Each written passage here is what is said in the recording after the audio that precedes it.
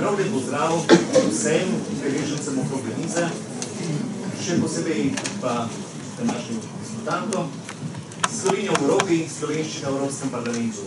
To sta zgodbi o uspehu.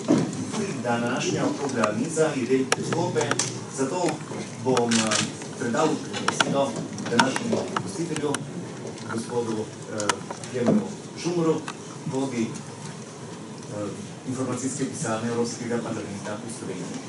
Prosim. Najlepša hvala, lep pozdrav, dobrodošli, lepo pozdravljeni.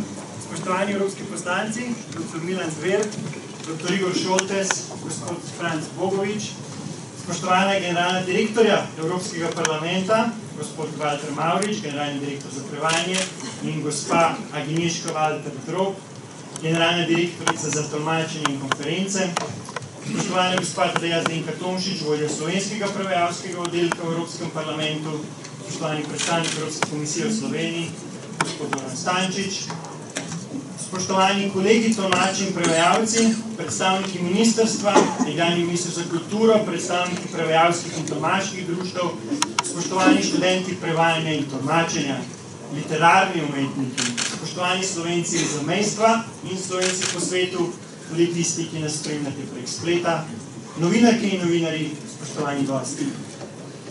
Dobrodošli v hiši Evropske unije, kjer bomo na tem zgodovinskem dogodku spregovorili o pomenu slovenskega jezika in večjezičnosti v Evropskem parlamentu.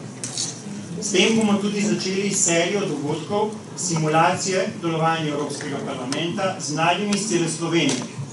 70 mladih v vlogi evropskih poslancev in 40 mladih v vlogi tolmačev in prevajalcev. Delo Evropskega parlamenta bomo tako zelo konkretno ta konec tedna približali mladim. Eden ključnih elementov delovanja Evropskega parlamenta, brez katerega si našega dela sploh ne predstavljamo, je prav večjezičnost. Večjezičnost v EU odseva ključno idejo Evrope, idejo enakopravnih narodov in njihovih jezikov. Evropski parlament s svojimi generalnimi direktoratoma za prevajanje in tolmačenje igra ključno vlogo pri varovanju kulturne in jezikovne raznolikosti. S prevajanjem in tolmačenjem v 24 uradnih jezikov pa Evropski parlament omogoča transparentnost, razumevanje in učinkovito izmenjavo mnenj, s čimer daje zgled demokratične, multikulturne evropske ustanove v tem obsegu edinstvenem svetu. Jezik je ključen element naše kulture in narodne identitete. Prek njega na unikaten način izražamo mnenja, čustva in oblikujemo svoje misli. Ko se učimo tujih jezikov, se tako učimo tudi drugačnega načina razmišljanja. Pri tem pa je ključno, da najprej zares dobro obvladamo svoj materni jezik, kar je bistveno tudi pri delu evropskih poslancev in pri prevajanju in tolmačenju v Evropskem parlamentu. Slovenščina je danes eden od uradnih jezikov Evropske unije, 507 milijonov državljank in državljanov. Tako je v EU formalno verjetno bolj zaščitena, kot je bila kdajkoli prej v zgodovini. Če malo izzovem, počasih morda celo bolj na evropski ravni kot doma. O tem, kako je s tem v vsakdanji praksi, kmalu z našimi imenitnimi gosti. Jeziki so živi organizmi in se neprestano spreminjajo. Vsak teden po svetu tudi nekateri izumirajo. Zaradi EU se danes evropski jeziki brusijo med seboj še bolj intenzivno. Nastajajo novi izrazi in besede. Naši današnji gosti ste v jedru tega dogajanja in nosite odgovornost za razvoj in pravilnost slovenskega in drugih jezikov ter večjezične prihodnosti našega kontinenta. Preko jezikovne raznolikosti lahko hitro razumemo, kako deluje EU v praksi. V čem je delovanje Bruslja drugačno od bivšega Beograda in tako lahko hitro spoznamo, kako neposreden dostop do odločevalcev imamo državljani, če ga le želimo izkoristiti. Prepričan sem, da bomo v pogovoru z našimi izjemnimi gosti uživali in vse tudi sam vabim k deljenju vaših mnenj in stališč v razpravi. Zdaj pa besedo predajam gospodu Petru Rusti, uredniku na Radiu Trst, ki bo poskrbel za izhodišča in moderiranje našega pogovorja. Vsem pa želim eno zanimivo debato.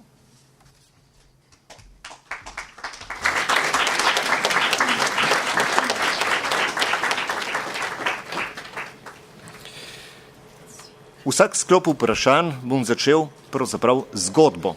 zgodbo iz slovenskega zamejstva. Kot otrok sem bil prepričan, da je slovenščina tisti jezik, ki ga govorimo doma z očetom, mamo, bratom, dedki in babicami. Otroci na ulici v Trstu so govorili italijansko, prav tako njihovi starši in dedki. Od časa do časa pa sem spoznal, da marsikateri izmed teh dedkov in babic govori z mojo babico in dedkom prav tako slovensko. Slovensko so govorili, ko so se počutili varni, ko ni bilo drugih okoli njih. Bila je to generacija, ki je doraščala v času fašizma.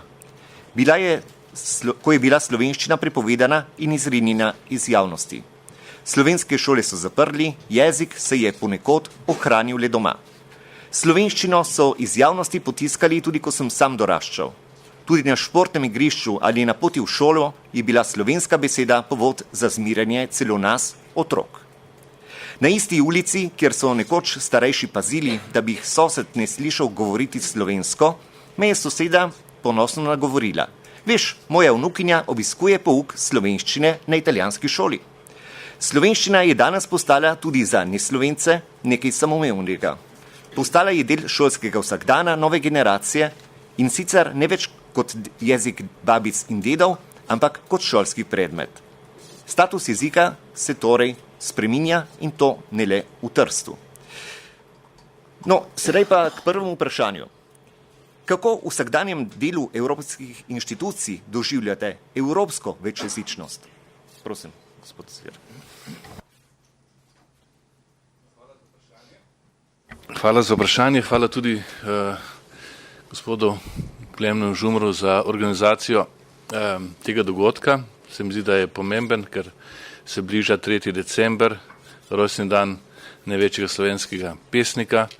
Bliža se Cankarjevo leto, ki se bo začelo s 1. januarjem, torej in bo trajalo celo leto, drugo leto. Torej imamo Slovenci dovolj razlogov, da se počutimo pravzaprav, da praznujemo recimo tudi na polju kulture velike dosežke, ki smo jih kot narod dosegli v zadnjih stoletjih, in lahko rečemo, da je bilo veliko večjih narodov, ki so izumrli, katerih jeziki so izumrli, Slovenci pa smo hranili svoj jezik in preko jezika seveda tudi svojo kulturo. Jezik je nekako srčika, jedro, esenca vsakršne kulture in hvala Bogu, da je temu tako. Temu je prispevalo tudi dejstvo, da smo zgodaj začeli Slovenci z organiziranim šolstvom, ne šele z Marijo Terezijo, ampak že stoletja prej smo skrbeli za to, da se je slovenska beseda razvijala, in kot je že direktor prej povedal, jezik je živ organizem, se razvija, dopolnjuje, in Slovenci imamo to srečo ravno z članstvom v Evropski uniji, da se izjemno hitro razvija, da je fond besed vsak dan večji in na nek način postaja slovenski jezik popolnoma enakopraven drugim jezikom pri komunikaciji v Evropski uniji. In seveda to se pozna tudi v vsakdanjem delu evropskih poslancev, ki večinoma na vseh pomembnih srečanjih lahko uporabimo slovenski jezik, na delovnih srečanjih pa pač največ angleščino. Bi pa ob tej priložnosti rad poudaril, pohvalil naše tolmače, prevajalce, ki morajo izjemno veliko znati. Ne samo, da imajo osnovne jezikovne veščine oziroma na najvišji možni ravni, večkrat se morajo oziroma permanentno se morajo izobraževati, prevajati ali pa posloveniti kakšne besede, ki še niso poslovenjene. Jaz sem v prejšnjem mandatu občudoval njihove prevode z področja kmetijstva, kjer jaz še slovenskih izrazov nisem poznal za določene stvari, pa so jih lepo prevajali. To je neverjetno, koliko truda in energije morajo vložiti, da znajo posloveniti kakšno zelo težko, konkretno, specifično zadevo. Pa tudi sicer mi veliko lažje artikuliramo svoje misli, kolikor veš, da prevaja nekdo, ki je zanesljiv in ki bo tvojo misel dobro prenesel v druge jezike. Hvala. Najlepša hvala. Dr. Šoltes. Ja, hvala za besedo. Lep pozdrav tudi v mojem seveda imenu. Moram reči, da sem kar presenečen nad tako številno udeležbo. Seveda se zavedam, da je vprašanje jezika ena pomembna tema tudi za identiteto naroda, pravzaprav za prepoznavnost naroda in za uveljavljanje tudi njegove pozicije v mednarodnih inštitucijah. To je moj prvi mandat v Evropskem parlamentu in moram reči, da to, da imamo 24 uradnih jezikov, ki so načeloma enakopravni v Evropskem parlamentu, vsekakor drži, ampak včasih se pa zgodi, da seveda so enakopravni, ampak ne čisto vedno. Zlasti se včasih zgodi pri delu posameznih odborov, da se moramo kar boriti, da dobimo svoj prevod, ker nekako se kar predpostavlja, da imajo veliki ali pa jeziki večjih držav prednost pred jeziki manjših držav, še zlasti moram reči tukaj, čeprav je lingua franca sicer angleščina, ampak moram reči tudi Nemci tukaj ne sedijo križem rok. Kot veste, se poleg teh 24 jezikov tudi več kot 60 teh tako imenovanih avtohtonih jezikov, ki se uporabljajo po različnih krajih in to je ena taka veličina tega, da smo združeni v te različnosti jezikov. Je pa seveda zelo pomembno za vse vas, za vse nas, da se poleg materinega jezika vladamo še kakšen drug jezik, ker to širi mnoga obzorja. Bi se pa tukaj strinjal z kolegom Zverom in se tudi sam dal priznanje našim tolmačem in tudi prevajalcem, ker njihovo delo je pa res izjemno zahtevno. In ta konciznost, preciznost je včasih zelo odločilnega pomena, da razumemo sporočilo, ki ga drugi kolegi skušajo posredovati v eter, tudi na plenarnem zasedanju parlamenta. In moram reči, da včasih je človek v dilemi, ko govori na plenarnem zasedanju v materinem jeziku, ali bodo njegovo sporočilo drugi tolmači ustrezno prevedli, da se bo slišalo tisto bistvo. In tudi zelo pomembno je pa seveda tudi prevajanje zakonodajnih aktov Evropske unije, ker tukaj glede na, ne me narobe razumeti, ampak včasih na latovščino jezika pravnega, direktiv, uredb in drugih aktov Evropske unije in glede na naš uveljavljen pravni sistem, ki smo ga nekoč poznali, zdaj moram reči počasi izginja iz tega, je kar veliko težav, kako prevesti določene izraze, določene stavčne zveze, da dobijo pravi pomen tudi v našem notranjem pravnem redu. Ker z našim približevanjem v Evropski uniji, se potem končam, moram reči, da sve smo se približali, uskladili z zakonodajnim acquis communautaire Evropske unije, ampak hkrati smo pa resnično malček pozabili na notranjo harmonizacijo v tem delu in zaradi tega tako pomembno vlogo igrajo te strokovnjaki z področja jezika, da se pri prevajanju dokumentov ustrezno tudi prilagodi glede na naš, notranji pravni okvir. In pa seveda tudi tolmači, po mojem mnenju, sicer to lahko več sami povejo, ne more biti včasih tudi kar malo zviti, posebej še, če so kakšne neprimerne besede, da jih v bran svoji domovini pravilno interpretirajo, da ne pride do raznih ekscesov, ker treba je reči, v Evropskem parlamentu seveda niso sami angeli. In včasih pride tudi do kakšnih izpadov, ampak besed, ki tja seveda ne sodijo in potem je samo odvisno, kaj dobiš v slušalke, če slučajno ne obvladaš recimo kakšnega tujega jezika, recimo poljščine ali pa kakšnega drugega. Toliko, hvala. Tako, najlepša hvala. O prevodih in prevajanju kasneje. Sedaj pa besedo prepuščam gospodu Bogoviču. Lep pozdrav tudi z moje strani in čestitke za organizacijo. Prihajam iz Krškega, z tega konca, kjer še letos prav posebno obeležujemo reformacijo. Z naših koncev prihajata tako Adam Bohorič kot Jurij Dalmatin, na kar smo ponosni, zato imamo v teh koncih kar precej povezave s slovenskim jezikom. Sam sem se tudi osebno relativno mlad začel srečevati s tem, da imam dva strica, takrat enega dan še živečega, drugega žal ne več, ki sta se konec 50-ih let odselila prav v Belgijo, v rudnike delati pa služiti kruh in sem spremljal bratrance, drugo, tretjo generacijo, kako počasi se ta naš jezik spreminja in hkrati občudoval, kako se 1000 kilometrov daleč ohranja tudi v naslednjih generacijah, podobno kot imate vi to bitko za jezik v zamejstvu. Tisti, ki smo služili jugoslovansko armijo, smo se že takrat tudi srečali in vemo vsi dobro, kako smo se Slovenci radi spravili skupaj, pa v našem jeziku povedali tudi vse, kar je bilo potrebno. Zdaj v Evropskem parlamentu lahko rečem tako, ena taka izkušnja, pa še predtem je bila zelo pomembna, ki sem jo doživel relativno mlad, ali pa mlad, ne vem, 99. leta, prvo leto županovanja, ko sem bil kot župan v pobratenem mestu v Nemčiji in se v enem nagovoru dejal, da prihajam iz male države in me je sredi stavka kolega župan iz Nemčije prekinil, da ni malih držav, ampak so maloštevilčne, večštevilčne države in da smo si enakovredni.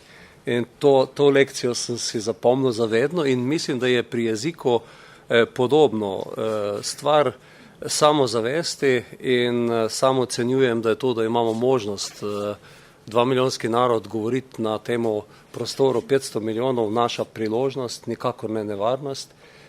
Sam tudi zelo striktno držim se tega, da kadarkoli je prevod, govorim v slovenskem jeziku, to smo kar malce v navezi s prevajalci, da kdaj tudi zahtevamo kakšen prevod na kakšnem odboru, zato da je jezik resnično prisoten, kajti, kot so kolegi že dejali, je hitro tistih prvih 6 jezikov pokritih, potem pa je že kakšen problem več in se moraš potruditi, da je kakšen problem manj. Lahko pa rečem, da potrditev tega, kar sem zdaj rekel, in da je tudi Evropski parlament zanimiv prostor, mi pa izkušnja zadnjega tedna, ko je ena slovaška kolegica, ki je v pisarni pri kolegu gospodu Kukanu, stažira in želi nadaljevati v Evropskem parlamentu in mi je lepo prošlo napisala v zelo čisti, lepi slovenščini. Tako da tudi drugi so, tudi Slovaki so tisti, ki uporabljajo. Slovenka, ja.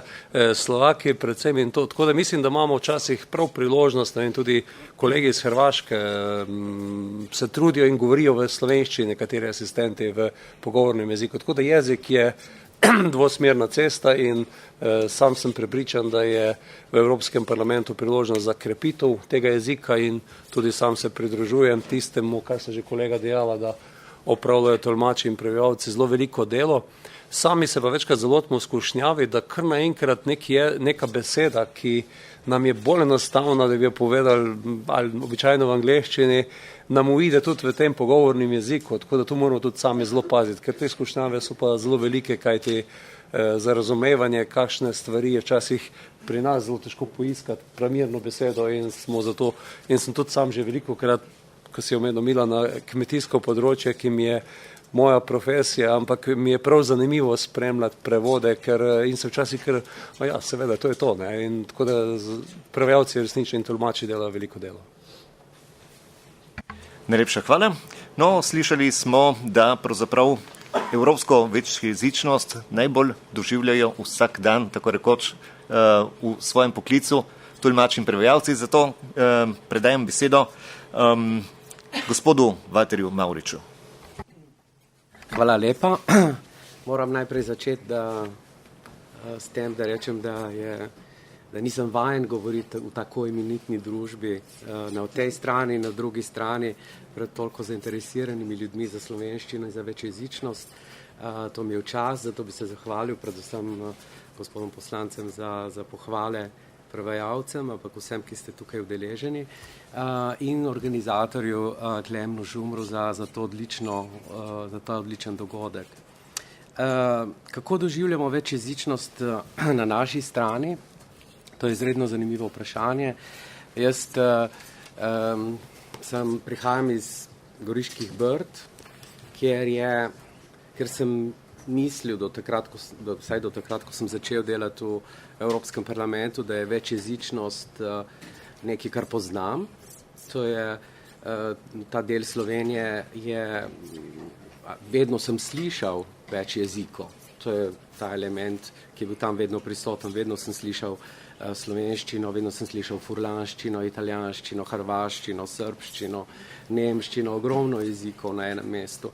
Ampak pravega pomena večjezičnosti in vrednote, ki jo saj tako vidimo mi prevajalci v Evropskem parlamentu, sem se zavedal šele, ko sem začel leta 2004 delati v Evropskem parlamentu.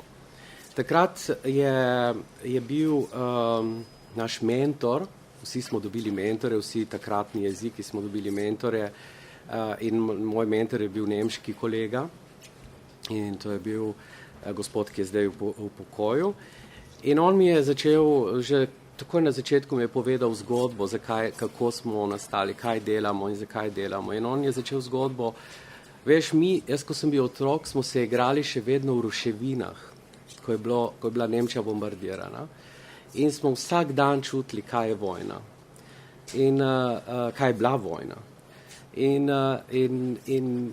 In skozi njega in skozi to pripoved sem jaz čutil, kakšna modrost je bila takrat v tistih letih pri prednikih Evropske unije, ko so se odločili, da bodo tako sovražniki na eni strani, bivši so nekdani sovražniki in zavezniki, da so se odločili in so rekli, dajmo narediti nekaj, da na tem kontinentu ne bo več vojne in da bo mir.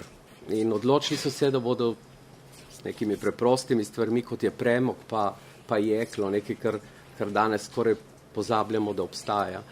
In da bodo imeli neke skupne vrednote pri tej prodaji, proizvodnji in hkrati tudi sočasno vedno s tem zagotavljanjem tega miru skozi varnost. In bistveni element te varnosti je bil prav to, da so dovolili, da so se ozmeli, da identitete pa ne smemo zgubiti vsakega naroda in identiteta, eden izmed najpomembnejših elementov je bil jezik.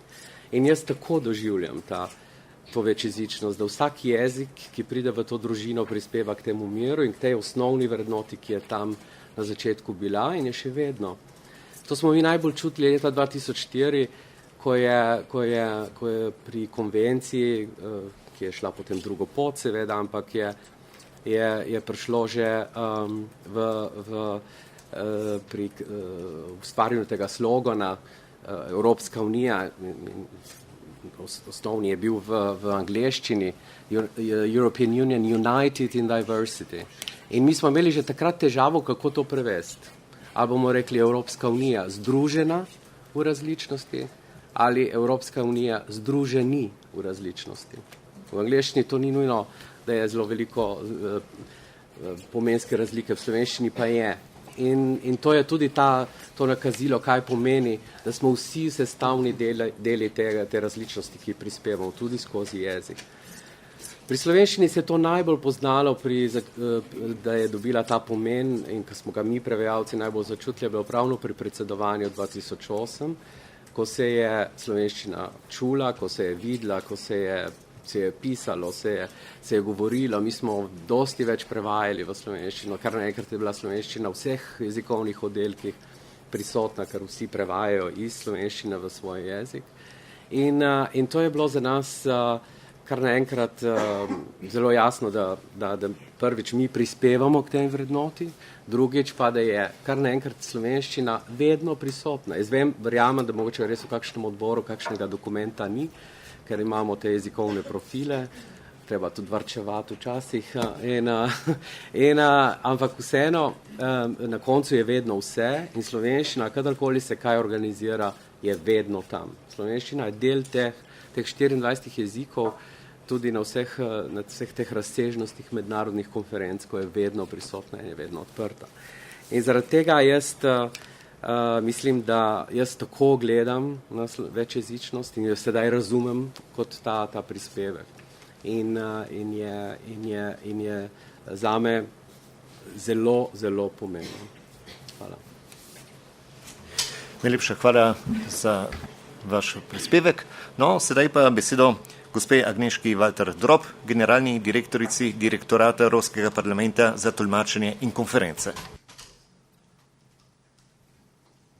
Thank you very much. I'm not so good as Mr. Kukan in Slovenian, so I will use English. Although I think if I started speaking Polish, you would also grasp something.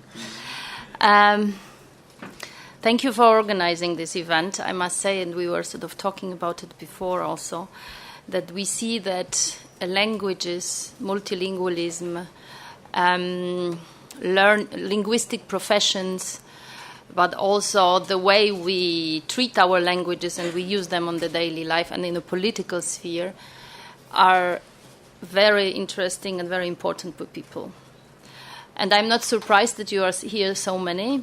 We have had in Brussels a few months ago a big event on multilingualism. It has attracted a lot of people. And it is a proof how important this is for everybody. And I want to pick up on something our moderator has talked about it in his introductory words, mentioning the situation of Slovenes, refugees or immigrants, rather, in the Italian or foreign-speaking environment, and they felt safe in their language. And I think this is a key word for understanding why languages are so important. We feel safe in our identities and we feel safe in our languages. And our members feel safe when they want to say something which really means what it means in the language they feel best, and this is most their mother tongue. And thus, we have had to provide a structure and a framework for the politician to be able to express their positions precisely and in the accurate way, and to communicate to each other in the meetings, in the direct contacts, on the matters which are important to everybody. You have mentioned, Mr. Bogovic, the agriculture. We have dozens of areas of this kind, where what you do in the European Parliament is really of importance to people, not only because of the framework legislation, also because directives are directly applicable to the countries in the member states. So whatever the Department of Walter is doing is then of importance for business, for people's life, for students, for families, for households. But what is also important for us is to be able to convey and to allow for the communication with people in the countries. Our proceedings are web streamed, so everybody has an opportunity to access to most of the public proceedings, being of the plenary, being of the committees, through the portal, European Parliament portal, in the language of their choice, and of course in their mother tongue at most. This is not only important for the single citizens, but it's important for the interest groups, for NGOs, for media, for people who care for certain issues, then to be able to listen and to understand and to grasp the flair of the debate. In 24 Slovenian languages, because this is what I want also to underline, and you have also conveyed this message before. The languages are equal, and we are there to vouch for that and to organize us in such a way that the substance of the discussion is accessible in these languages for everybody. Of course, for various reasons, for rules, for the reason of the size of the room, for budget, and so on and so forth. For the interpretation side, not always all languages are present. And of course, the languages where you have not only most representatives, but the languages which are understood by the bigger part of our members are the most popular. But in the sense, the multilingualism and what we do also in the interpretation service stands up there for the fact that we have the possibility to listen to the debate in our language, and the members have the possibility to express themselves. And I must say that this is also a task for us and for everybody to tell them that this possibility is there. A plenary is a good example where everybody knows that he or she has this chance and have the chance to say what she or he thinks is important or to take a floor in her or his native language.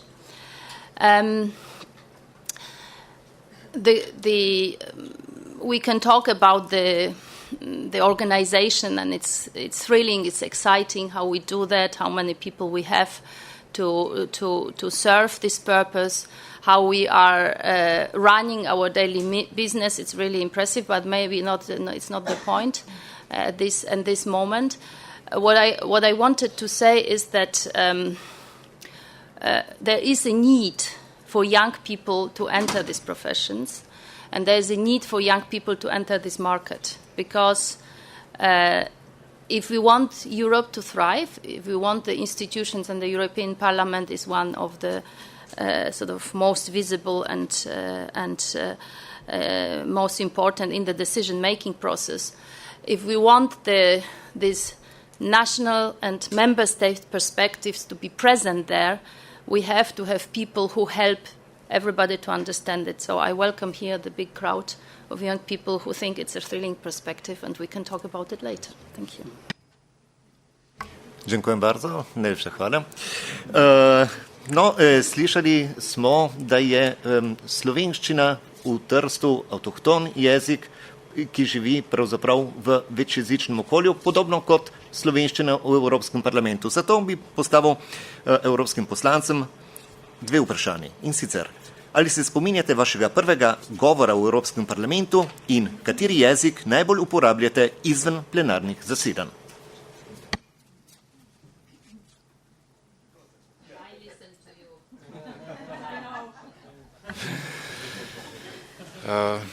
Odkrito rečeno se ne spominjam svojega prvega govora v Evropskem parlamentu. Zagotovo na plenarki, ko sem govoril, prvič sem govoril slovensko in to tudi vedno počnem. Kadar imam prevajanje, se mi zdi normalno, logično, tudi spoštljivo do prevajalcev, da se ne matram v drugih jezikih, ampak lepo povem. In to je tudi lepa priložnost za slovenski jezik, ne? Še posebej na plenarki, ko se slišijo različni jeziki.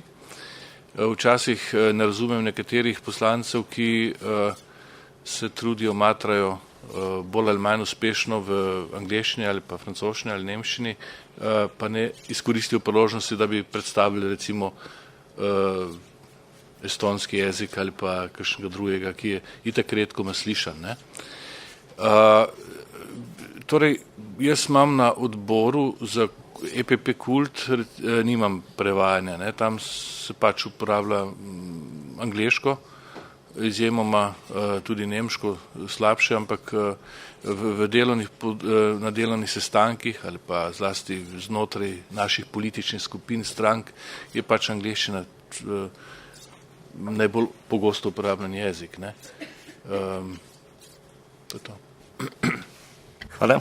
Doktor Šoltes. Ja, jaz sicer bi si izmislil, če bi rekel, da se spomnim prvega govora, ampak ne glede jezika, ampak glede vsebine. Sicer mi tlele asistentke še petajo, ampak jih ne slišim. Ali pa kakšen drugem jeziku govorijo. Ampak, da upravičen svojo gluhost. Ampak, ja, moram reči, da to je bil res zanimiv občutek, ko nekako stopaš pred tisto množico, ker ne vem, tisti, ki ste že bili v Evropskem parlamentu, posebej še v Štrasburu ste videli, ne, to je res ogromen prostor in res lepo zveni, če slišiš svoj jezik, ki odmeva po celi dvorani. Sicer včasih moramo reči, da včasih zveni bolj prazno, ampak ne zato, ker ne bi bilo zanimivo, ampak ker ni veliko poslancev not, ne, ampak želim pa reči, da ja, zato ne, ampak ne zato, da ne bi da upravičen tudi to dejstvo, ne, ker včasih je to tudi tako interpretirano, ampak vsi pokrivamo ogromno področji, ne, in seveda se vsak skoncentrira več ali manj na svoje teme in pride takrat, kadar pokriva oziroma kadar dobi ta tako imenovan speaking oziroma čas govora. Ja, no, seveda, to je ogromno razlogov, tako da ni to, kot so nekateri skušali reči, to slab odnos do dela, ker je praktično nemogoče, ne, ker to je pravzaprav ogromno tem in ne moreš biti strokovnjak za vse teme. Je pa seveda res, da nekateri, saj mislim, da slovenski poslanci se striktno držimo, da govorimo v slovenščini in plenarnem zasedanju, opažam pa tudi jaz pri nekaterih kolegih, da pač konstantno govorijo v angleščini, ne glede na to, iz katere države prihajajo. Zdaj, o razlogih mislim, da ni potrebno razpravljati. Je pa res, da v nekaterih odborih, ki jih pa pokrivamo, jaz pokrivam 3 odbore, v enem za zunanje zadeve imamo prevajanje v slovenščino, v 2 pa ne vedno. Ne. En je zelo pomemben odbor za peticije, ki ga moram reči slovenska javnost zelo slabo pozna. In mimo grede, samo če smem, ne, ker pač sem relativno nov v tem odboru, je Slovenija ena redkih držav, ki se skoraj ne pritožuje oziroma njeni državljani na odbor za peticije. In potem so me zadnjič vprašali, če pravzaprav je pri nas vse tako idealno, da pravzaprav državljani nimajo težav. Ne? In sem rekel, ne jih spomnite, to obstaja, ker boste videli, kaj se skriva. Tako da, no, mislim pa, da ta multijezikovnost, ta sposobnost sporazumevanja samo krepi to našo različnost, krepi izmenjavo, krepi kulturo in seveda krepi tudi to zaupanje, da Evropa ali pa evropska ideja je potrebna. In tisto, kar pa se je neizpodbitno, je pa dejstvo, da izven teh uradnih plenarnih zasedanj, komitejev, je pa več ali manj res pogovorni jezik angleščina. Kot se mi zdi, da se je počasi, ampak odstranil iz francoščine, ne, saj na tem, če rečemo, mednarodno-diplomatskem parketu počasi umaknilo bolj v angleščino. Najlepša hvala, gospod Bogovič. Tudi sam bom pošten in povedal, da ne spomnim se, katera tema je bila. Vem pa, da je bil ta enominutni nagovor, kajti v Evropskem parlamentu bi mi veliko več rad govorili, ko dobimo časa na razpolago. Tako da pa še tam je potrebno potem v 1 do 2 minutih povedati bistvo, kar je včasih pa fajn in se na nek način malce streniraš na to, da ne porabliš preveč časa. Bil je ta enominutni nagovor, ne vem pa vsebine. Kar se tiče jezikov, podobno kot sta kolega dejala, na odborih, običajno sem v odborih za regionalni razvoj in za kmetijstvo in razvoj podeželja in na teh 2 odborih, na regionalnem odboru zagotovo je jezik, običajno tudi tako, če si polnopravni član iz tiste države, se običajno pokrije, če si nadomestni član, je že tako, ampak tudi na kmetijstvo razvoj podeželja običajno je ta jezik. Kar se tiče, sicer so pa potem ti sestanki poročevalcev v esenci, kjer pa je angleščina tisti jezik, ki se ga uporablja. Včasih se še uporabljajo tudi drugi jeziki, vendar pa Slovenci običajno na teh sestankih nimamo prevajanja, razen zopet v primeru, da si poročevalec in zaprosiš za to, da se v slovenski jezik tudi prevaja. Sicer je pa angleščina tista. Ta tekma med jeziki je zelo zanimiva in mi smo eno izkušnjo iz odbora za kmetijstvo, ko je bila predstavitev ene študije, tudi to, ko delam paralelo med slovenskim parlamentom pa evropskim, je velika razlika, da se teme običajno pričnejo z izsledki nekih študij, ne? Tako da je običajno potem zelo v redu, če govoriš o tistem, kar so dejstva, kaj je študija prinesla. Ne bom nič nadaljeval, kako je doma, ampak na tej eni takih predstavitev je bil en profesor iz pariškega enega inštituta in je imel prosojnice za to PowerPoint predstavitev v angleškem jeziku. In začne predstavitev in pozdravi v francoščini, na kar napove, da bo govoril v angleščini, ker so tudi prosojnice v angleškem jeziku. In kolega francoski poslanec je toliko časa protestiral, da se je ta profesor vdal in je potem govoril v francoščini. Tako da Francozi se mi zdi, da so tisti, ki so v tem striktnem uporabljanju jezika najbolj vztrajni in na nek način tudi se mi zdi, da jim gre angleščina najbolj na živce od vseh ostalih. Tako, najlepša hvala. No, za gospoda Valterja Mavriča in gospoda Agneško Valter-Drop pa tudi dve vprašanji. In sicer, koliko ljudi se ukvarja s prevajanjem oziroma tolmačenjem iz in v slovenščino, pa vprašanje o statusu angleščine v Evropski uniji po Brexitu.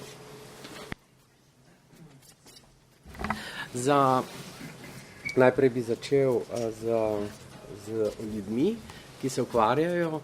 V našem generalnem direktoratu za prevajanje je približno 1300 ljudi. To je največja uprava v celem Evropskem parlamentu in vsi podpiramo teh 24 jezikov, vsi podpiramo celotni prevajalski proces od začetka, tehnologije in samega prevajanja. Ampak s slovenščino imamo klasični slovenski oddelek kot vsak jezik in ta klasični slovenski oddelek ima med 40 in 45 ljudi, od tega je prevajalcev 27.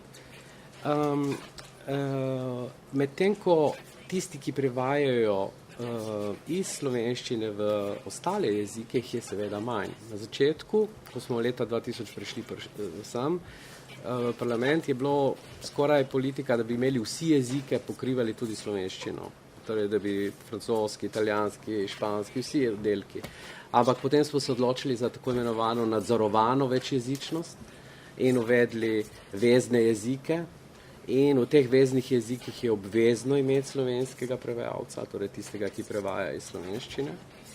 Ampak hkrati nismo pa onemogočili, da tisti, ki se pa zanima za učenje slovenščine, da se ne nauči.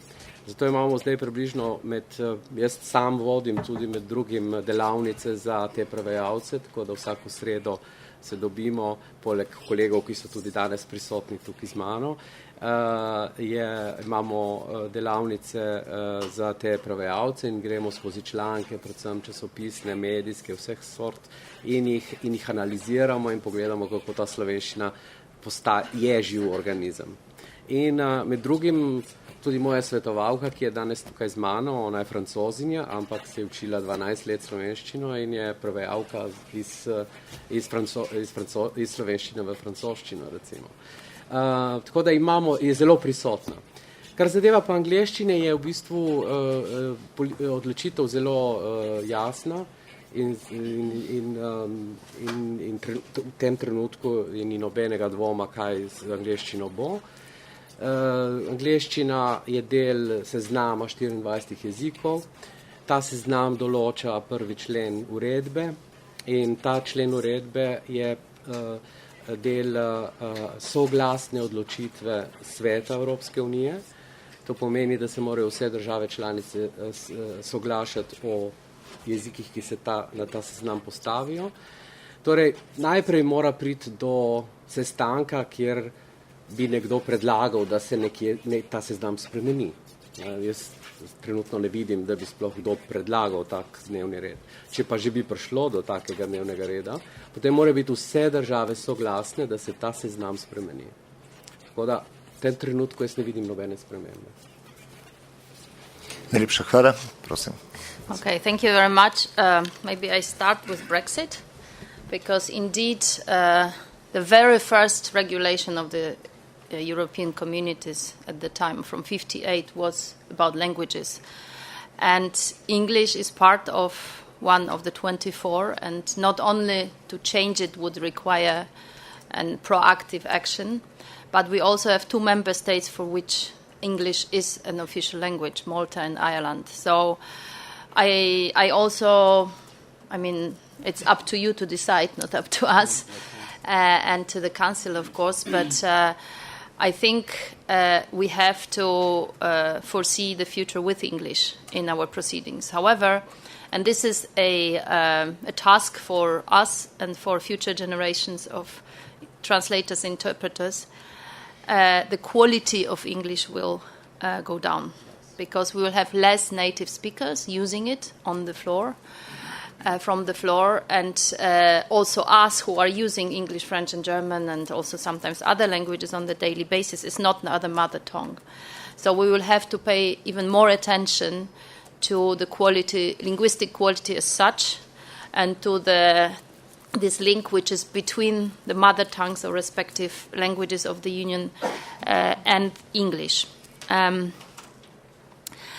about the organization and how many are we and so on, we have in the European, well, we work on the system of working with the staff interpreters and with the freelance interpreters accredited to the European market, this European institution market we share with the Commission and with the Court of Justice. And we have in-house about 300 staff interpreters, and on the market there are about 3,000, out of which we work on the permanent basis with 1,500 people. They are organized in the linguistic divisions, and contrary to translators, because for every language is the same acquis to be translated, for us it's also based on the demand and on how much interpretation is allowed and needed. We have different sizes of this booth, and for the Slovenian language we have now 6 staff interpreters and about 70 freelancers. And we see here, especially on the side of the market, that there will be a constant need for feeding in this market, meaning new people coming and getting trained and getting perfectionized to such an extent that we can use you, hopefully, in our teams. And this is also true to say that not only because of the complexity, with 24 languages, we have 556 language combinations. It's almost never possible to go directly from one language to another, unless you have only, 4 language regime or 3 language regime. But other than that, we always go through the other booth through relay, or we go on retour. And I am amazed by the quality of English colleagues in the booth, who are students still of the interpreting schools, are showing today. So the system is complex. And once we have a busy day to serve, we have about 900 interpreters on the premises. So if you come to Strasbourg, interpreters, our colleagues, are sort of present all over, and they are not only by numbers, but by the presence in the booth, in the meetings, and in the proceedings. They are showing how important is it for the Parliament to function and for the European Union to maintain this multilingualism. Tako, najlepša hvala. No, druga zgodba iz slovenskega zamejstva, s katero bom uvedel novo vprašanje, prihaja z Koroške. Koroški pisatelj Florjan Lipuš je o podelitvi Prešernove nagrade dejal: z jezikom smo ali nismo, z jezikom bomo ali ne bomo. Pri tem je seveda mislil na koroške Slovence, vendar bi to misel lahko razširili na Evropo kot celoto. Spoudarjam, vsemi evropskimi jeziki smo ali nismo Evropejci, z njimi bomo ali ne bomo tisto, kar pravzaprav smo. Začel bi pri gospe Agneški Walter Drop. Jezik je stvar identitete, kulture ali komunikacije. Isto vprašanje pa potem bo postavil vsem ostalim. Prosim.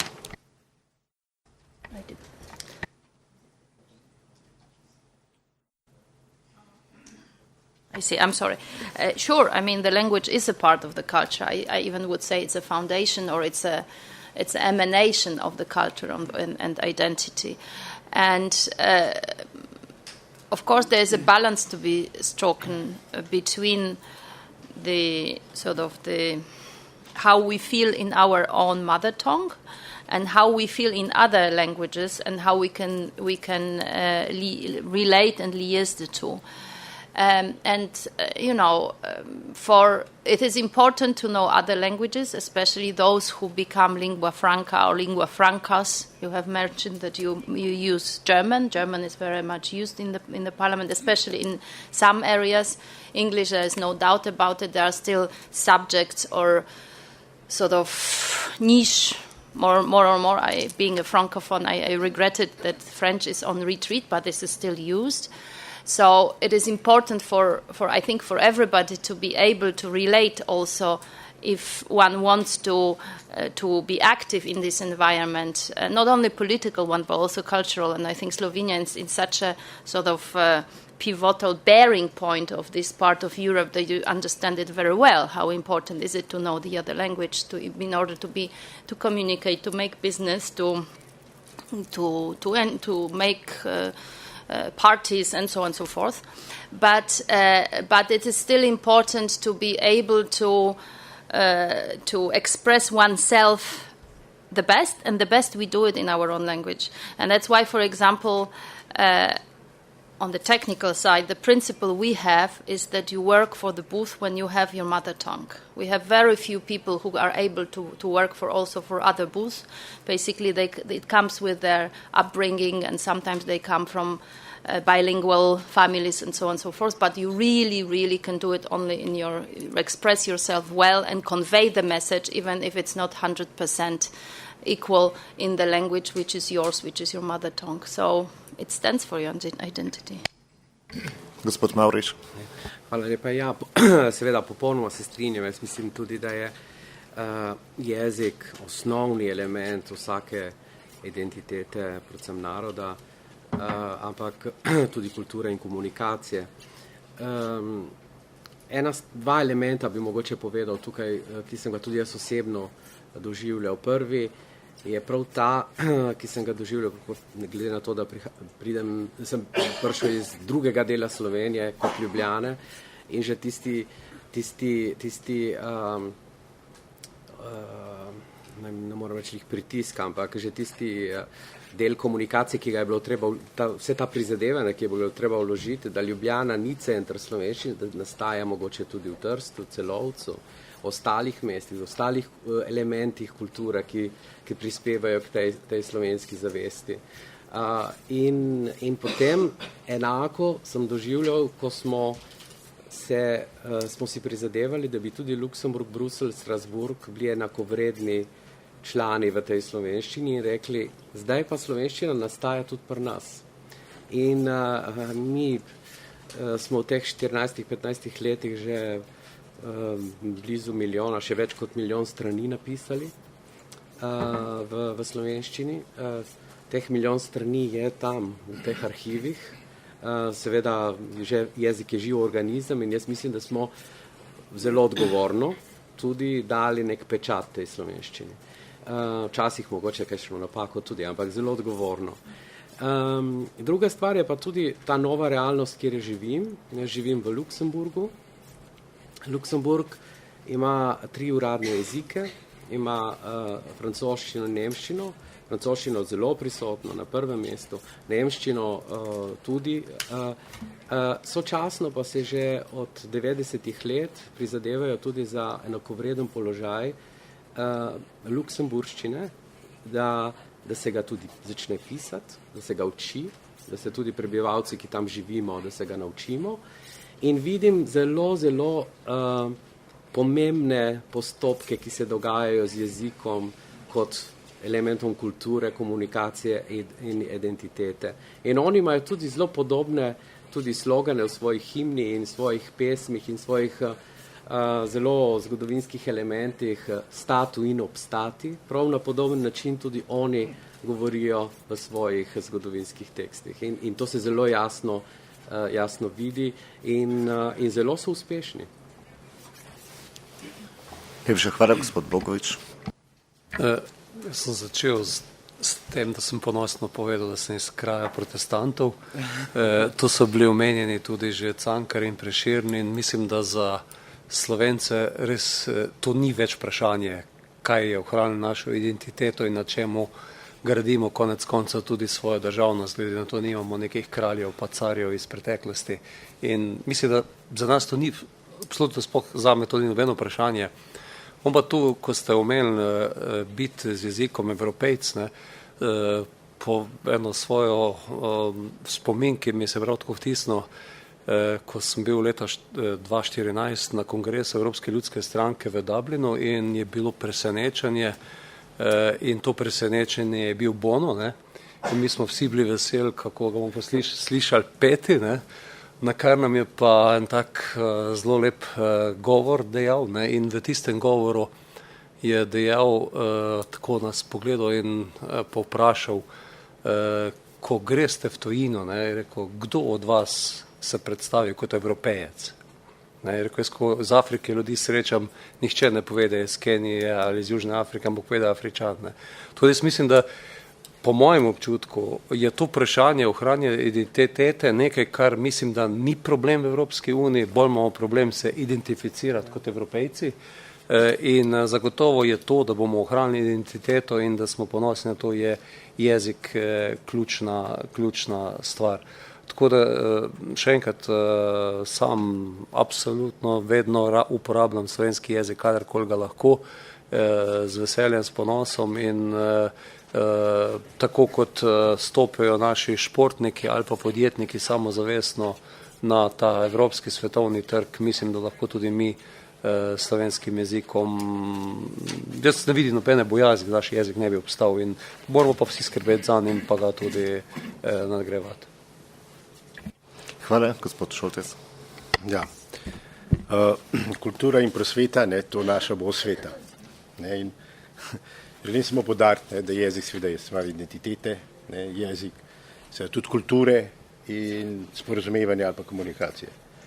Ampak vsak vseh elementov ima svojo dimenzijo. Seveda so neločljivo povezani en z drugim, ampak vsak ima svoj odblesk potem v realnosti.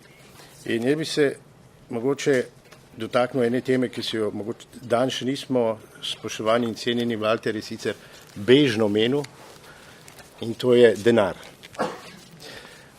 Želim samo reči, da je seveda v jezik treba vlagati. In zato so prvenstveno odgovorne države same in njihove vlade. In to velja za položaj jezika v tujini, to velja seveda za zamejstvo, posod, kjer pravzaprav včasih, to lahko tudi vi sami dodate svoj kanček misli, kjer včasih vlagamo premalo, se mogoče premalo zavedamo, kako pomembno je ohranjati slovenski jezik tudi izven naših meja, kjer živijo naši rojaki, kako je tudi to stvar identitete, ponosa in povezanosti. In zato se mi zdi, da seveda jezik tudi kot kultura ne more preprosto biti samo tržno blago, ker vprašanje tukaj tega globalnega konkurenčnega trga seveda je vedno pogubno potem za, kot je rekel kolega Bogovič, za maloštevilčne. In zato se mi zdi, da tu, ko razpravljamo o pomenu jezika in o financiranju in povezano potem tudi stroški, sem vedno malček alergičen, ko slišim besedo varčevanje. In vem, da tudi v primeru tolmačev, prevajalcev, tudi v evropskem prostoru je bilo kar nekaj govora. Samo, če bomo tukaj varčevali, potem seveda nekje druge moramo potem to privarčevano porabiti, tisto me seveda še posebej potem skrbi na kakšen način, ampak če bomo pri jeziku varčevali, seveda varčujemo tudi s kvaliteto. S kvaliteto potem jezika in s tem, kar je bilo rečeno. Včasih se v prevodu tudi nekaj zgubi. In vprašanje je ravno to, kako ohranjati to kvaliteto, da še vedno lahko slišimo to srž, to poetiko posameznega jezika. In zato se mi zdi slabo, če se razpravlja o varčevanju, namesto da bi se razpravljalo bolj o spodbujanju in o dvigovanju kvalitete. In tu seveda ne bi smelo biti vprašanje, ker kot kažejo vsi kazalci, Evropa ni več v neki finančni, krizi in s temi varčevanji se mi zdi, da je že čas, da prenehamo strašiti, povse povprek. Bi pa mogoče še nekaj dodal, ker to, kar je tudi gospod Mavrič povedal. Jezik je seveda živa stvar. Gre lahko v več smeri. Lahko gre tudi v smer, kjer jezik dobi čisto eno novo dimenzijo. In jaz bi pozoril na eno dimenzijo, ki se mi zdi tako zelo zanimiva. In to je ta evropska slovenščina. In ta evropska slovenščina je zelo zanimiva. Jaz sem po izobrazbi pravnik. In moram reči, že na pravni fakulteti smo se kar zgražali nad sodbami, jezikom, pravnim jezikom, ki je izjemno, to je že Prešeren pisal o tem, izjemno poseben, izjemno unikaten in izjemno neslovenski, če hočete. To so pravzaprav določene fraze, določene strukture stavkov, ki se uporabljajo iz roda v rod sodnikov. Ampak to ni jezik, ki bi ga lahko, recimo, ki je lep. In to se mi zdi, da se je zgodilo s to evropsko slovenščino. Postala je ena taka posebna, zlasti pri prevajanju tekstov iz direktiv, iz zakonodajnih okvirov, in to se je razvil nek poseben jezik, nek poseben del, ki ni literarni, ki je daleč od tega. In se mi zdi, da mogoče je dobro včasih tudi razmisliti, da se počasi tudi ta birokratska, če temu tako rečem, evropska slovenščina počasi potem vrne nekako v ta bolj obogaten jezik z vso raznolikostjo, ki jo slovenščina tudi premore. Tudi zaradi tega in to vrstnih zadev se mi zdi, da na področju jezika ne smemo šparati, ampak ga spodbujati. Hvala. Doktor Zver. Aplavz si dobil. Jaz mislim, se strinjam s tem, ne? In to ni samo problem slovenskega jezika, ampak tudi nasploh evropskih jezikov. Se bojimo, da bomo šli v smeri Google Translate, ne? Kot bi Goethe dejal, es gibt nur Dressur, vom Geist keine Spur. Ampak jaz vendarle mislim, ne, da so naši tolmači in naši prevajalci včasih celo bolje artikulirajo naše misli kot mi sami, ko govorimo v Evropskem parlamentu. Res, včasih se sliši, ko se matra, hoče nekaj povedati in potem prevod pa čisto v redu. Ne? Tudi to se zgodi. Ne? Tako da vseeno, to se mi zdi pomembno, ne, da ne bomo zapadli v neko standardizirane jezike, ne, da še nekaj duha, žmohta v njih, zlasti pri prevodih, pa tudi pri naših govorih. Ne. Se ne nazadnje mi ustvarjamo misli. Ne. Dva dejavnika sta, ki lahko ohranita tudi slovenski jezik v prihodnje. Ne. Prvi je zagotovo ta državni. Ne. Država lahko skrbi, državne strukture lahko skrbijo za njega, tudi Evropska unija skrbi za razvoj slovenskega jezika in tudi za obstoj slovenskega jezika. Ne. In seveda to je tudi odvisno od denarja, ne, ki si ga omenil. Drug dejavnik je pa sama ekonomija in trg. Ravno na Koroškem boste lahko videli ogromno razpisov za delovna mesta, kjer se zahteva tudi znanje slovenskega jezika. Slovenski jezik je tudi pomemben v zamejstvu in tudi v drugih državah, predvsem iz ekonomskih razlogov, ne? Torej iz neke nuje. Ne gre samo za to, da bi ga z državo umetno vzdrževali, ne, in razvijali in ohranjali pri življenju, ampak tudi ekonomija potrebuje, gospodarstvo potrebuje ljudi, ki znajo slovensko in slovenskim jezikom lahko tudi daleč prideš, ne? Tudi na Balkan. Lahko bi iskali kakšne sorodnosti z slovanskimi jeziki, pa bi lahko rekli malo optimistično do Vladivostoka, ne? Če bi še znali malo rusko.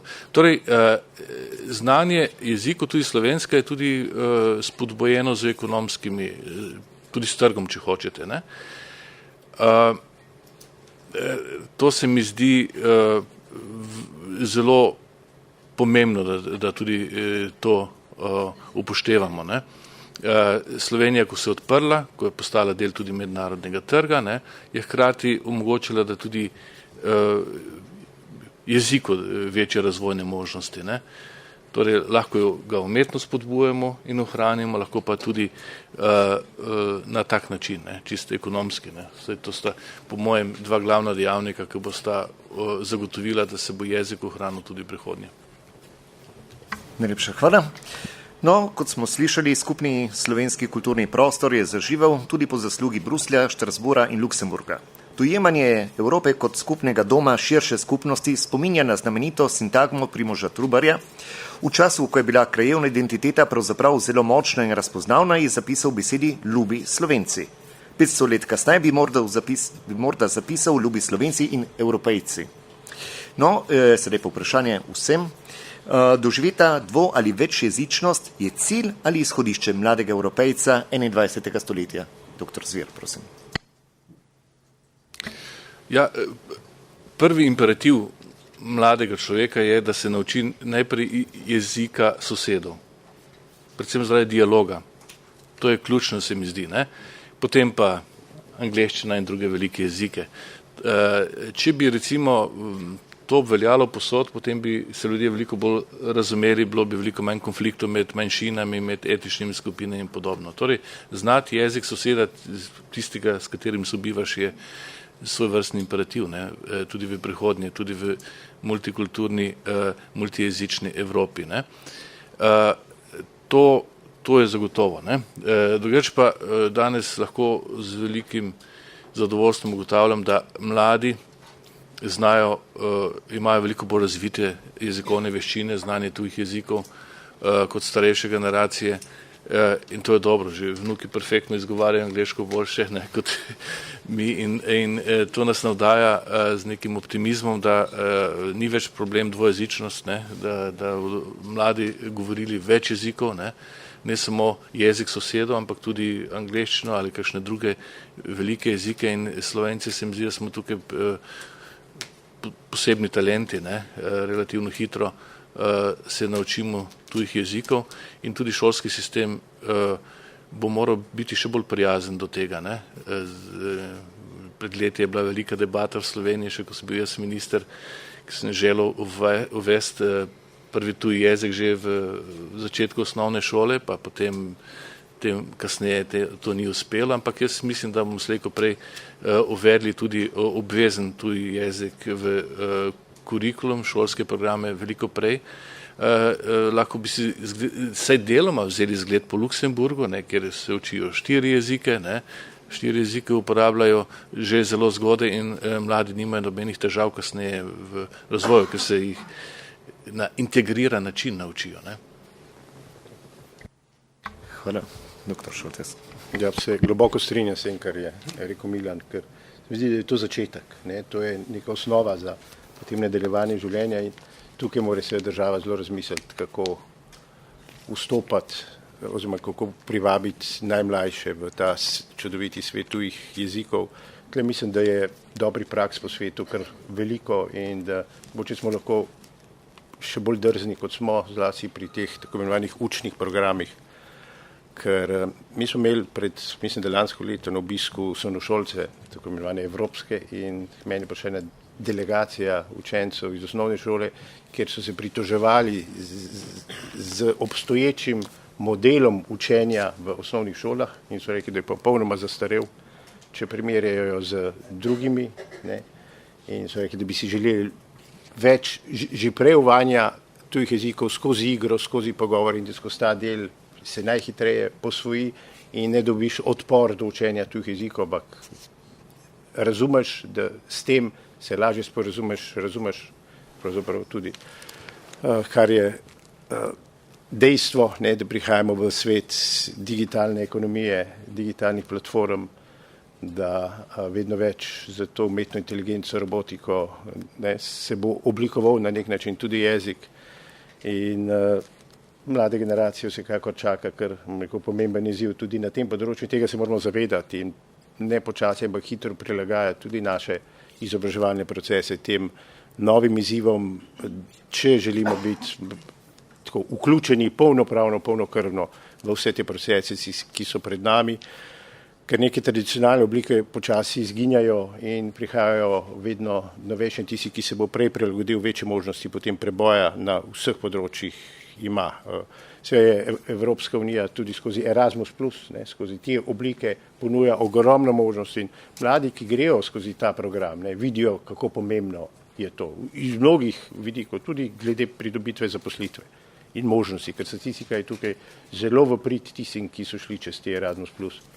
Programe zelo izpodbuja in nekdanji minister Zver ima tukaj kar bogate izkušnje skozi ta program in mislim, da to je ena od fenomenalnih stvari, ki jih ima in jih nudi Evropska skupnost in to je treba absolutno spodbujati in tudi finančno podpirati. Kot rečeno pa, no, na državah in tudi na naši državi pa je, kako se bomo prilagodili, kako modernizirati, pa ne rečem, da je naš šolski sistem slab, da ne bo nesporazumel, ampak vedno je lahko še boljši. Ne?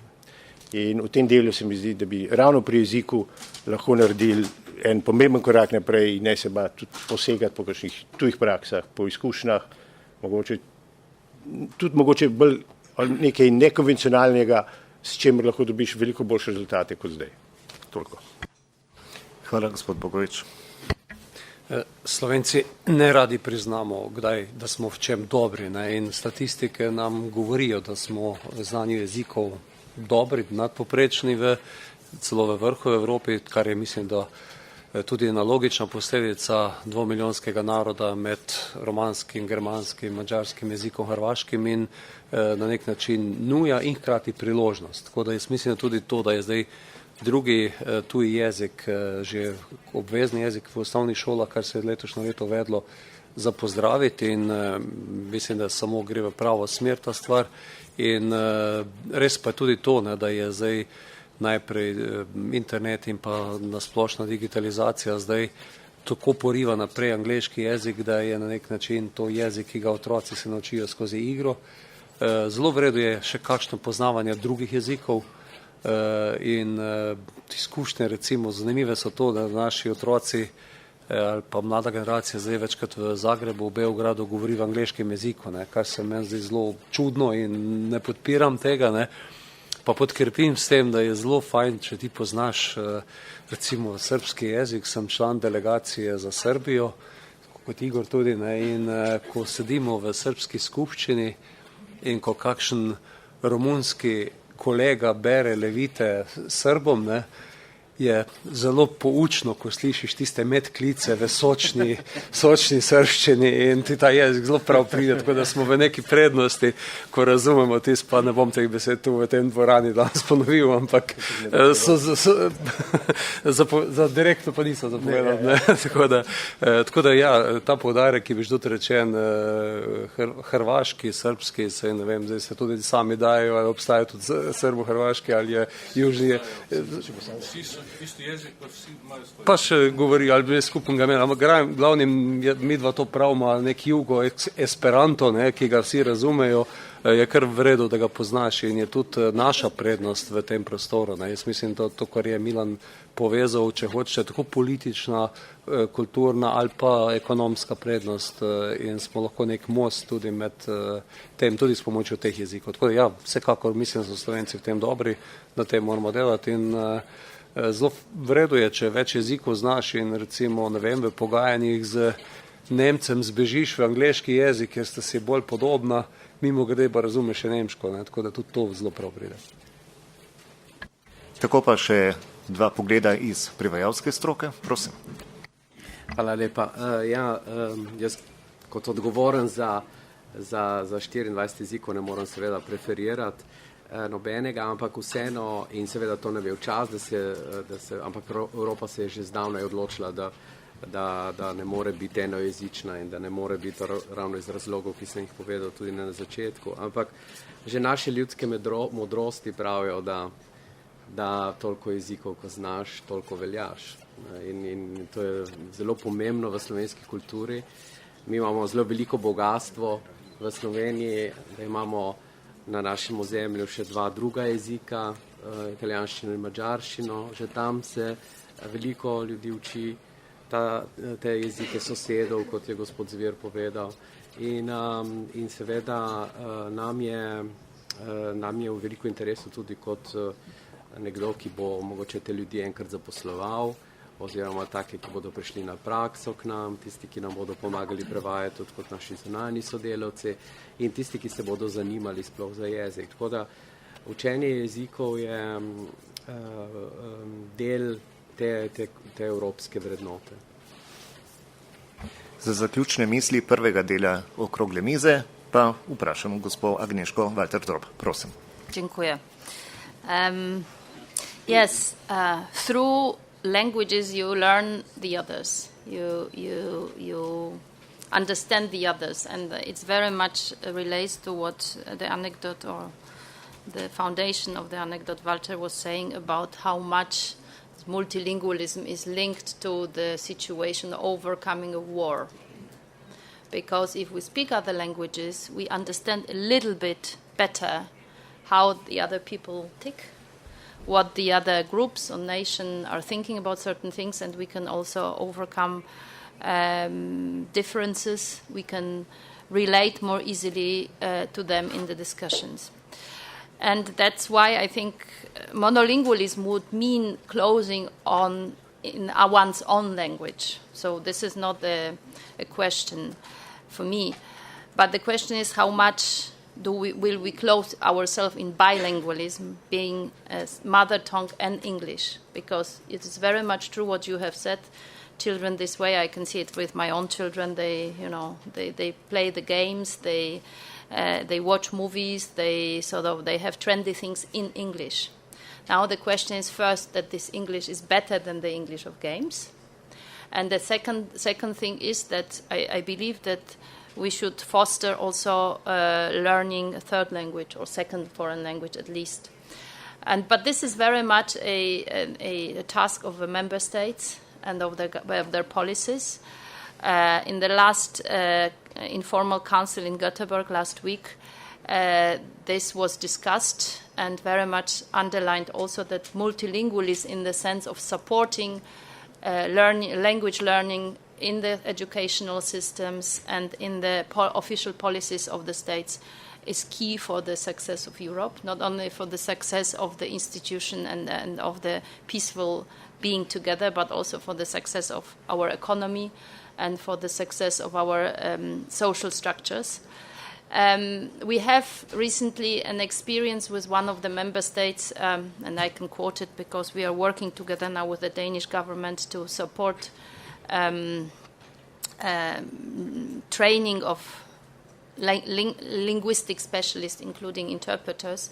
And for many years, language learning was not considered a priority, an official priority in official policies. And after a debate, the Danes have realized, and being a small language, a small nation, but they being also a nation who relates a lot on the success of its trade and its economic ties to the outer world, and outer world in the sense of also of Europe, other European countries. How much important is it that they foster the learning of the third language, because they have realized that this is sort of Danish English, and they have lost they are in the process of losing a competitive space, position for them and for their economy, but also for a competitive, interesting place for the people. And now there is sort of slowly a change in these policies, which I personally welcome, and of course it would help us.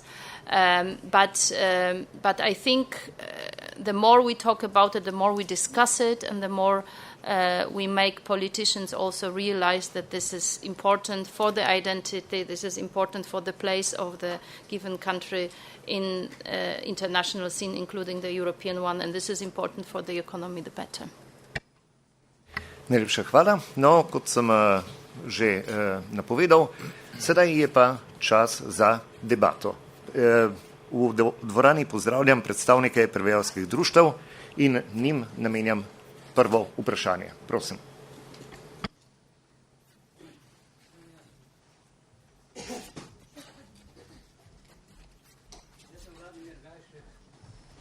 Poklicni pisatelj, prevajalec, prevajal sem od Moliera do Englesa, do Friedricha Englesa. Bom pa povedal zdaj eno anekdoto, ki se dotika moje družine. Mojega očeta je v drugi svetovni vojni v Sarajevu zasliševal Alojzij Luborič Max, šef Jasenovca, znamenitega koncentracijskega taborišča. In ta Max Luborič, ki je bil klavec, je očeta imel v svoji pisarni, ker je bil zajet kot talec, in ga je seveda v srbo-hrvaščini, oziroma hrvaščini, v tejle, bom rekel, ustaški hrvaščini zasliševal. In očka, ki je bil seveda iz Maribora, Majstrovci tudi, ki je bil dvojezičen in večjezičen, Max Luborič se je namreč hvalil, kako so ustaši glavni v Sarajevu, in očka je videl pri pol odprtih vratih neko uniformo, ki gre mimo, in je predvideval, da bi to bil lahko Nemc, se pravi šef SS-a, poveljnik. In se je zadrl v nemščini, kdo je tu zdaj glavni v Sarajevu, ali ustaši ali Hitler.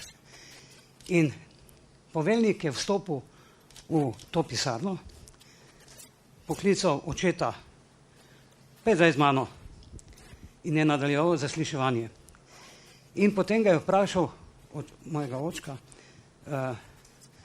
bist du ein Feind oder Freund? Ne? In očka je seveda razumel, da mu je rekel Feind, on je pa rekel Freund, Deutschfreundlich. To se pravi nemško prijateljski. Je rekel, sploh ne, überhaupt nicht, jaz sem seveda prijatelj, sploh nisem za Nemce. Ne? In poveljnik je ponoril, na kar se je pa izkazalo, da je bil ta poveljnik tudi SS-ovc, je pa bil toliko, bi rekel, brisan, da je govoril v dialektu, se pravi pruskem dialektu. In ko mu je očka pojasnil, ga je potem, je imel tudi, bi rekel, smisel za humor, to je čudež, in je očeta nagnal. In tako si je očka rešil življenje.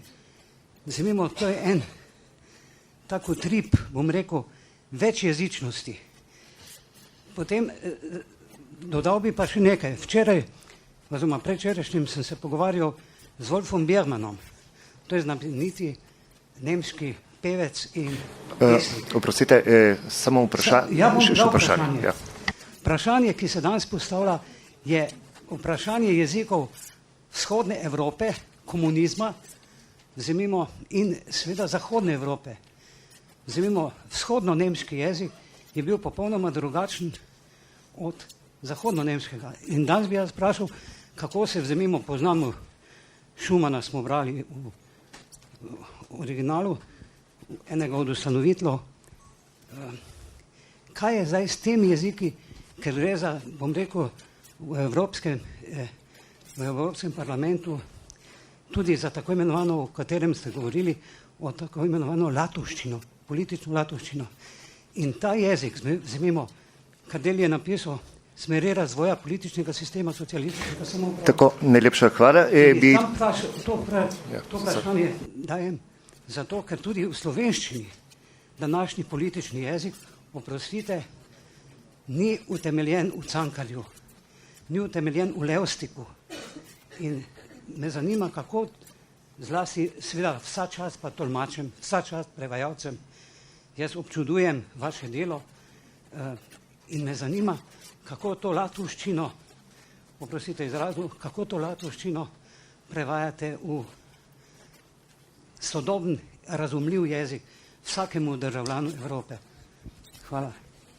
Najlepša hvala. Še kakšno vprašanje, prosim? Tam zadnji gospod. Tam v zadnji vrsti.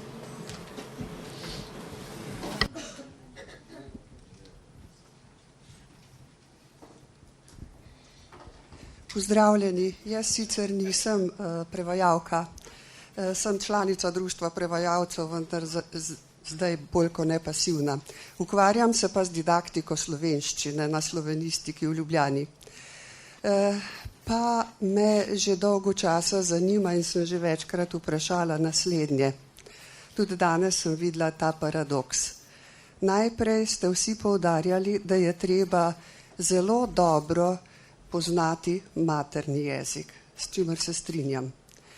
Potem pa enako odločno zagovarjali, da se je treba čim prej začeti učiti tujega jezika, se pravi angleščine. To pomeni, da ko gre otrok v prvi razred, se sooči z naslednjo, bi rekli, dilemo. V slovenščini se mora učiti brati in pisati, to se pravi kognitivno zahtevne reči. V angleščine se uči skozi igro na čim bolj prijazen način. Kaj to pomeni za ustvarjanje otrokove identitete, za odnos do maternega oziroma prvega jezika in za odnos do tujega jezika? Imam stike z mladino in vidim to vrednostno razmerje, ki nikakor ni v prid slovenščini. Ne vem, ali je sočasno začetno uvajanje v jezikovni pouk materinščine in tujega jezika res taka velika prednost. Kakšnih posebnih dokazov za to zaenkrat nimamo, zlasti ne na vrednostni identitetni ravni. Hvala. Hvala. Še kakšno vprašanje? Tako.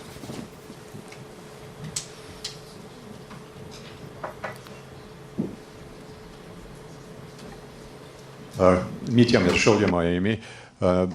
Najprej iskrene čestitke za zelo dobro delo, ki ga opravljajo prevajalke tukaj v kabini in so že mogoče malce utrujene. Zato bom zelo kratek z vprašanjem.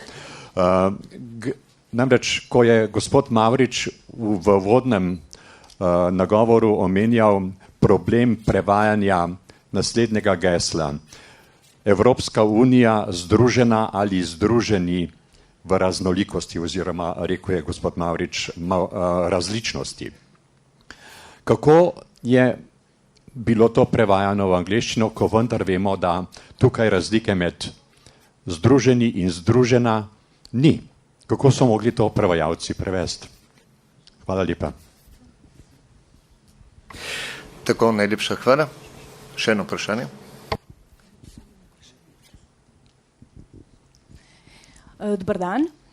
Jaz se v bistvu ne oglašam z vprašanjem, bom kar direktno povedala. Moje ime je Nada Prodan in sem trenutno predsednica Združenja konferenčnih tolmačev Slovenije. Bom kar ustala, da me vidite.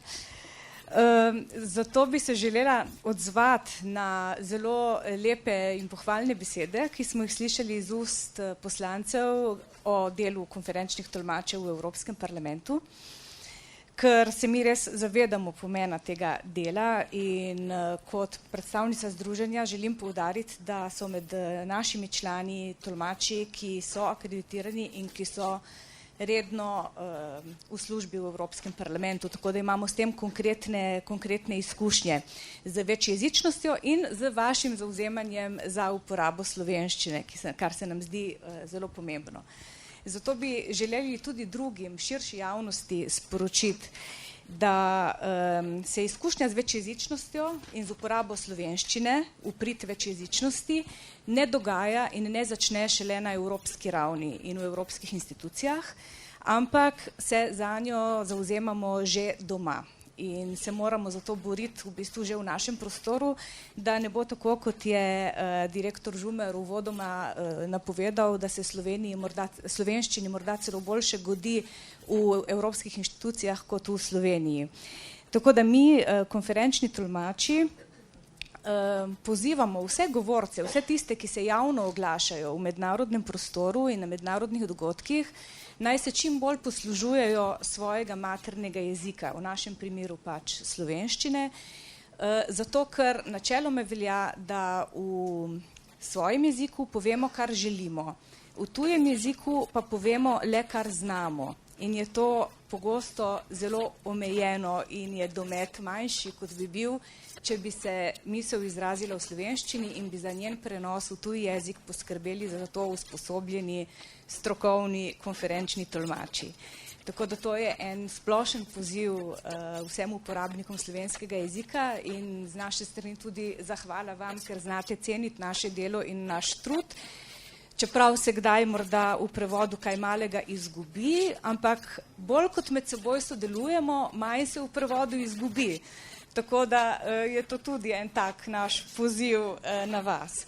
Ker so pa tukaj tudi mladi in študentje, ki se šele pripravljajo, da bodo vstopili v svet konferenčnega tolmačenja in gotovo si želijo, da bodo čim prej prišli na to raven, na kateri mnogi naši kolegi že delamo. Naj jih najprej pohvalim za njihov odličen debi danes tu v kabini, ker so se res izkazali in mislim, da so se tega lotili z zelo veliko tremo, kot smo se jo vsi na naših začetkih, tako da so preizkus gotovo uspešno prestali, kar je dokazalo tudi ploskanje tukaj v dvorani.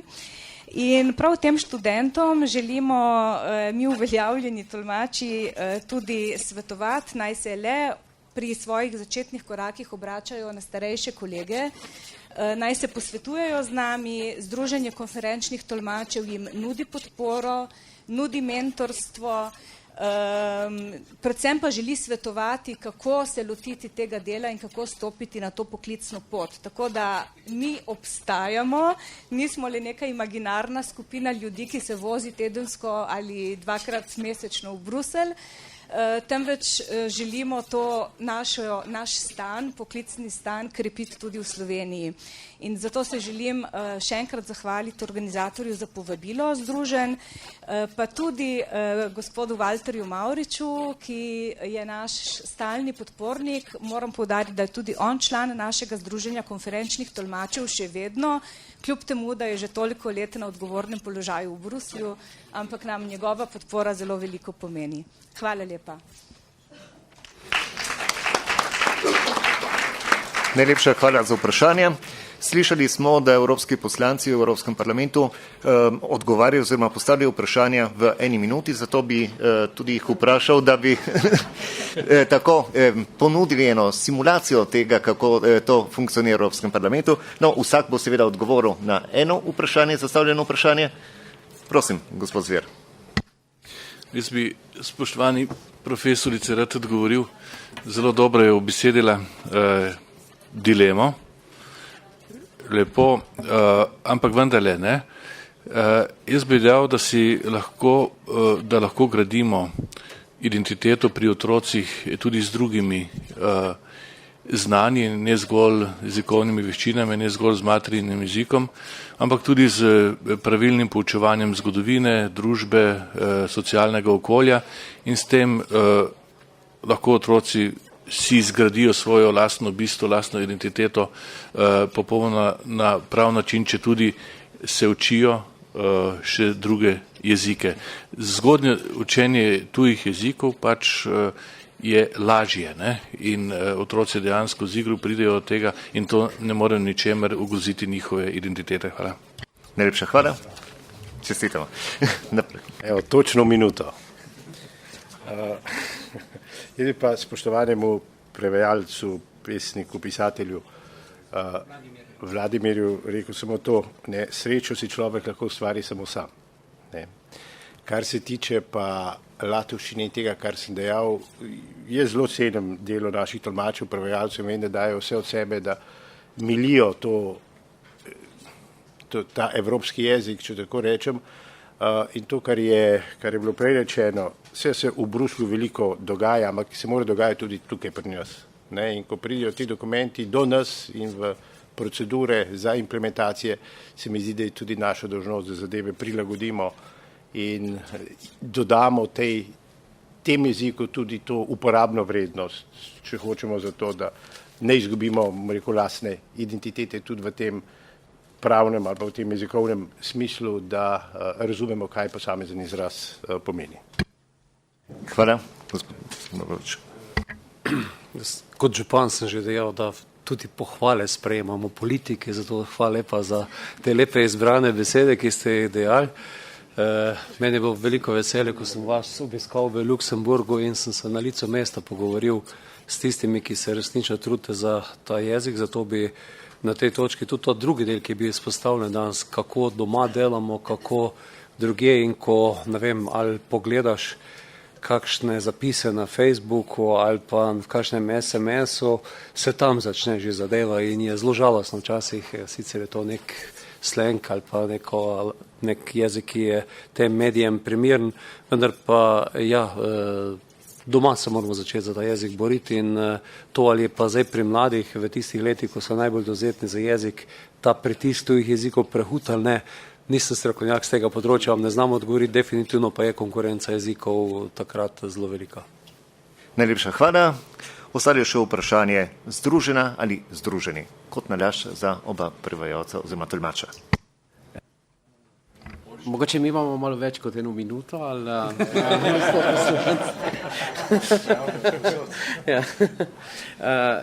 Jaz bi mogoče poskušal odgovoriti na... Sigurno bom odgovoril tudi na ta moto Evropske unije. Ampak tudi o slovenščini, pomenu slovenščine, sicer ne poznam didaktike in nisem didaktik, da bi lahko karkoli sodil o tem, ampak za nas je zelo jasna zadeva o tej, ali je bilo prej jajce ali kokoš. Pri nas je slovenščina na prvem mestu. Mi to vsakemu prevajalcu povemo zelo jasno, ki se zanima za delo pri nas, dokler ne znate slovenščine, uporabljamo celo izraz perfektno, nimate kaj delati pri nas. Z tega stališča potem ne moramo soditi, kdaj se začne in kdaj se ne moramo začeti, ampak če sodim po primeru Luksemburga, kjer živim, ker mi prevajalci in tolmači, ki živimo tam, ko imamo v povprečju po 5 jezikov, smo med navadnim povprečjem v Luksemburgu, ker tam vsak Luksemburžan ima po 5 jezikov povprečno. Skoraj smo na pol invalidi, jezikovni invalidi, ampak identiteta Luksemburžana, tudi teh, ki so novi državljani Luksemburga, mogoče zaradi popolnoma drugih razlogov, o katerih zdaj nimamo časa govoriti, to identiteto zelo radi prevzamejo, zelo hitro prevzamejo in jo prevzamejo predvsem preko luksemburškega jezika. To je ta povezovalni element v luksemburški družbi. Je ravno ta luksemburški jezik, s tem, da se začnejo pa vse jezike učiti v prvem razredu. Jaz ne moram soditi, ali je to pravilno, ampak tako so se oni odločili, to vidimo mi potem v realnosti. In imajo podobne težave kot mi potem z materinščino. Jaz, glede prevajanje latovščine, če sem se prav zapomnil, ko sem bral Miloša Kundera, je rekel, da se najbolj boji prevajalcev, ker so to najboljši in najostrejši kritiki. In jaz mislim, da naša vloga je zelo podobna, ko dobimo izvirnike, ki so v različnih originalih, v različnih jezikih, se s temi izvirniki ukvarjamo zelo analitično, ravno tako tudi naši kolegi tolmači, ampak oni so bolj pod pritiskom in morajo to v sekundi narediti. In mi imamo malo več časa pri prevajanju in naredimo to, kar od nas tisti tekst, tisto besedilo, tisti žanr, tisti register zahteva. In smo sposobni pa kakršenkoli žanr to narediti in komunicirati na tak način, kot je treba. Tako da jaz mogoče ne bi rekel, da obstaja ta evropska latovščina, obstaja jezik, ki je del neke zakonodaje in tukaj, če berem jaz zakone, ki so sprejeti v državnem zboru, so na enak način napisani, ampak tisti, ki pogledate mogoče naša besedila, ki so pa narejena za tudi spodaj v tej stavbi, imate priložnost danes si ogledati mogoče te bolj interaktivni del Evropskega parlamenta, kjer smo tudi mi vse prevedli, boste videli skozi ta jezik, da govorimo in znamo pisati tudi drugačne oblike slovenščine. Kar zadeva pa Mota, original je bil v angleščini in pač to je spodbudilo, ta United, ta deležnik je v bistvu v angleščini tak, da je treba ga prvo analizirati in razumeti. In smo imeli zelo veliko debat in smo prišli do tega, da moramo reči različni, in tudi v drugih jezikih, ne samo pri nas, oprostite, ne različni, ampak združeni, ker vsi preostali jeziki imajo pa možnost, da to izrazijo. In zato smo se veliko o tem pogovarjali, kako bomo to prevedli. Sicer potem to ni postal moto, ker konvencija ni bila sprejeta, ampak debato pa je sprožila. Prosim, še gospod. I am in a happy situation that I don't have to answer any question anymore. But I would just want to stress two things. What Mr. Bogovic has said, Mr. Soltes has said, about Mr. Bogovic, about the quality of the language, that it becomes the Euro-Slovenian or Euro-Polish or Euro-Latvian and so on and so forth. I think this is extremely important indeed to have the point of reference in order for this to improve or to keep a standard. And in the sense, the better our translators and interpreters are, the better it is for the language also on this forum.